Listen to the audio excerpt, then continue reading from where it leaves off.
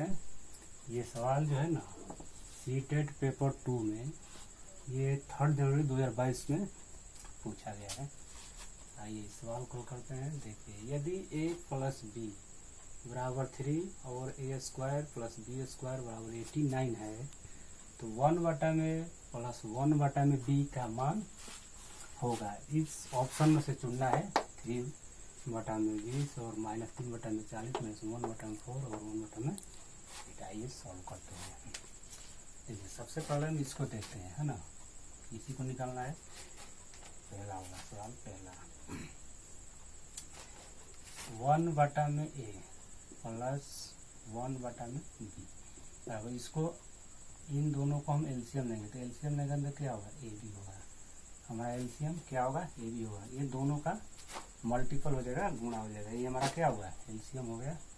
अब ये और इसको काटेंगे तो ये बी हो जाएगा, बी प्लस ए, है ना। और बी काटा तो ए आया ऊपर, तो बी प्लस ए बराबर, इसको हम लिख सकते हैं ए प्लस b/में ए, है ना। यानी कि a प्लस b/में ए बी का हम मान निकालेंगे तो इन ऑप्शन में से हमारा काम बन जाएगा, है ना। अब आइए, अभी देखिए दिया है a प्लस बी बराबर दिया है 3 और दिया है हमारा a square plus B square बराबर 89। ये दिया है क्वेश्चन में दिया है। तो हम a प्लस बी के होल स्क्वायर के फॉर्मूला को हम इसको ले जाएंगे। देखिए, a प्लस बी का होल स्क्वायर बराबर क्या होता है, a square plus B square plus 2ab होता है। a प्लस बी, देखिए a प्लस बी हमारा कितना है 3, तो यहाँ पर 3 का स्क्वायर कर देंगे बराबर a square plus B square, a square plus B क्या है 89 प्लस 2ab। अब इसको हल करेंगे। फिर तो देखिए, ये 3 को 2 बार गुणा करेंगे तो 3 के 9 बराबर 89 प्लस 2ab। अब 89 को इधर लाएंगे तो क्या होगा माइनस, चलो इधर लाइए तो माइनस 89 बराबर 2ab हो गया। 89 में से 9 कट जाएगा, है ना, माइनस 80 बराबर 2ab। अब देखिए, ये गुणा में इधर आएगा तो भागा में जाएगा तो डायरेक्ट करते हैं। ए बी बराबर क्या होगा, ए बी बराबर हमारा -40 होगा। ए बी बराबर माइनस हमारा 40 हो गया। अब देखिए, अब हमको क्या करना है, इसमें हमारा मान रख देना है a प्लस b/में ए बी।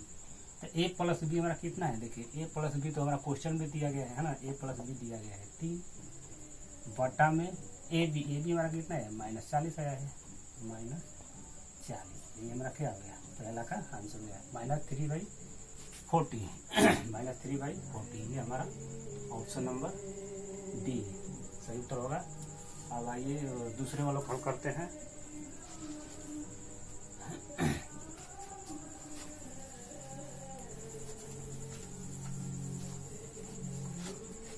दूसरा वाला देखिए, दूसरा सवाल कह रहा है कि दो संख्याओं का योगफल 9 तथा उनका गुणनफल 20 है तो उनके व्युत्क्रमों का योगफल क्या होगा, है ना। दो संख्याओं का, तो दूसरा हल करेंगे a प्लस बी।